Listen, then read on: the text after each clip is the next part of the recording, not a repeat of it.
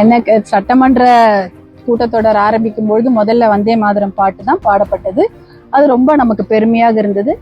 2 முறை தேசிய கீதம் பாடப்பட்டது. ரொம்ப அதுவும் பெருமையாக இருந்தது. எத்தனை முறை வேணாலும் நம்மளுடைய தமிழ்தாய் வாழ்த்தையும் வந்தே மாதரம் பாடலையும் நம்ம பாடலாம். 2 முறை இல்லை 4 முறை கூட பாடலாம். அதனால அது நல்ல வரவேற்கப்பட வேண்டிய விஷயம்தான். இன்றைக்கு இன்னைக்கு நீங்க சொல்லியிருக்கிறீங்க எல்லா தமிழ்தாய் வாழ்த்து பாடியிருக்கு. தர்மபுரி சட்டமன்ற தொகுதியில் தர்மபுரி இங்க நகராட்சிக்கு உட்பட்ட இந்த பகுதியில நம்ம நின்று கொண்டிருக்கும் இடம் பாத்தீங்கன்னா சனத்குமார் நதி ஓடக்கூடிய இடம். சனத்குமார் நதி என்ற ஒரு நதி ஓடக்கூடிய இடத்துலதான் நம்ம நின்றுட்டு இருக்கிறோம். ஆனா அங்க நதி எங்க அப்படின்னு தேடுற மாதிரி தான் இருக்கு. பாத்தீங்கன்னா நதினா கொஞ்சம் பெருசா இருக்கணும், அகலமா இருக்கணும், ஆழமா இருக்கணும். அதை சுத்தி வயல்வெளிகள் இருக்க வேண்டும், கரும்பு நெல் விவசாயம் அதெல்லாம் செழித்திருக்க வேண்டும். ஆனா எதுவுமே இங்க கிடையாது. ஏனென்றால் நதி என்பது இல்லை.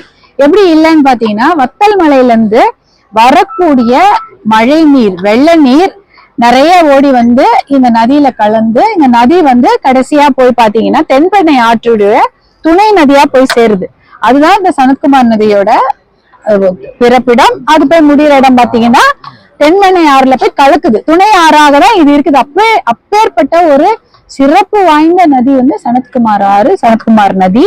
ஆனா இன்றைக்கு அது பாத்தீங்கன்னா ஒரு குட்டை அளவு கூட கிடையாது.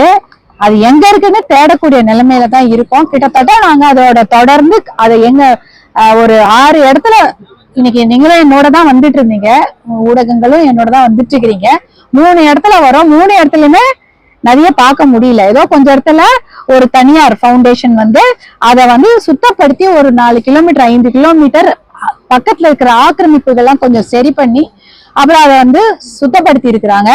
இருந்தாலும் எல்லா இடத்துலயும் ஆக்கிரமிப்புகளும் இருப்பதனால வெறும் குப்பையா தான் இருக்கு. ஒரு இடத்துல கூட நிக்க முடியல, ஒரே துர்நாற்றம் வீசுகிறது. ஆனா பாத்தீங்கன்னா இந்த நதியில குளிச்சிருக்கிறாங்க, கரும்பு விவசாயம், நெல் விவசாயம், காய்கறிகள் எல்லாம் பண்ணி இருக்கிறாங்க, இங்க துணி துவைச்சிருக்கிறாங்க, இந்த தண்ணிய புனித நீரா உபயோகப்படுத்தி இருக்கிறாங்க. ஆனா இன்றைக்கு பக்கத்துல கூட வர முடியாது. ஏன்னா இன்னைக்கு நம்ம பேட்டி கொடுத்துட்டு இருக்கிறோம். முதல்ல என்னன்னா எப்ப இதை முடிப்போம்னு வெயிட் பண்றோம். ஏன் துர்நாற்றம் தாங்கவில்லை, கிளம்பணும், முக்கியது போகணும்னு நினைக்கிறேன். அந்த அளவுக்கு அது சாக்கடையா மாறி போச்சு. நகராட்சியில இப்ப டிபார்ட்மெண்ட்ல என்ன பண்ணிட்டு இருக்காங்க, ஒரு கிட்டத்தட்ட 40% முடிவடைந்து விட்டது. சுத்திகரிப்பு நிலையம் கட்டிட்டு இருக்கிறாங்க. ஒரு நிலையம் கட்டி ஒரு 2 வருஷமா நடந்துட்டு இருக்கு. இன்னும் 1 வருஷத்துக்குள்ள அது நிதி ஒதுக்கீடும் ஆயிடுச்சு. அந்த நிலையத்தை சீக்கிரமா கட்டிட்டாங்கன்னா இந்த கழிவு அந்த பாதாள அந்த சாக்கடையை சுத்திகரிப்பு பண்ணி அதுக்கப்புறம் உள்ள தண்ணியில விடுவாங்க.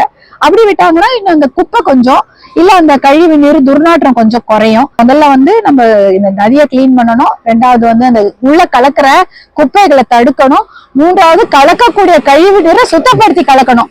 இது இது ஒரு 3 தீர்வு. இது 3த்தையும் அட் அ டைம் ஒன்றோட ஒன்று சேர்ந்து செய்யணும். இதை முடிச்சப்புறம் தான் அது அப்படின்னு பண்ண முடியாது. அதற்கான திட்டங்களை தான் செய்திருக்கிறாங்க. அரசாங்கத்துல இப்ப இதுக்கு கொடுத்திருக்கிறாங்க, இதை கிளீன் பண்ணணும்னு. ஆனா அதுக்கு இன்னும் நிதி ஒதுக்கீடு செய்யப்படல. திட்டங்களை கொடுத்திருக்கிறாங்க. இப்போதைக்கு என்னன்னா அதுக்கு நிதி ஒதுக்கீடு செய்யப்படாதது ஒரு குறை. மேகதாது அணை கட்டக்கூடாது என்ற தீர்மானத்தை சட்டமன்றத்தில் நிறைவேற்றி இருக்கிறார்கள். அதற்கான அந்த ஆணையத்தை நிறுவக்கூடாது என்பது எங்களுடைய கோரிக்கை. அதை நாங்க வலிமையாக எதிர்க்கிறோம். அதாவது இதுக்கான மேகதாது அணையை கட்டக்கூடாது, அப்புறம் அதை பத்தி டிஸ்கஸ் பண்றதுக்கு ஆணையம் வேண்டாம் என்பதுதான் எங்களுடைய கோரிக்கை. அதையும் நாங்க அவர்கள் தெளிவா எடுத்து சொல்லி இருக்கிறோம். கண்டிப்பாக மேகதாட்டு அணை கட்டக்கூடாது என்பதில் தமிழ்நாடு அரசு தீவிரமாக இருக்கிறது. கர்நாடக அரசும் அதை கட்டுவோம் என்பதில் தீவிரமாக இருக்கிறாங்க. அவர்களுக்கு வேணால் அது தேர்தல் அரசியலாக இருக்கலாம். தமிழ்நாட்டை பொறுத்தவரை அது வாழ்வாதாரம் என்பதால் நாங்க வலிமையாக அதற்கு எல்லோரும் சேர்ந்து குரல் கொடுப்போம். தேவைப்பட்டால் கண்டிப்பாக டெல்லிக்கு நம்ம தலைநகரத்துக்கு சென்று பிரதம மந்திரியும் அமைச்சர்களையும் கூட்டாக எல்லா கட்சியினரும் சேர்ந்து சந்திக்க வேண்டும் என்ற கோரிக்கையை மருத்துவர் அன்புமணி அவர்கள் தமிழக அரசிடம் வைத்திருக்கிறார்கள்.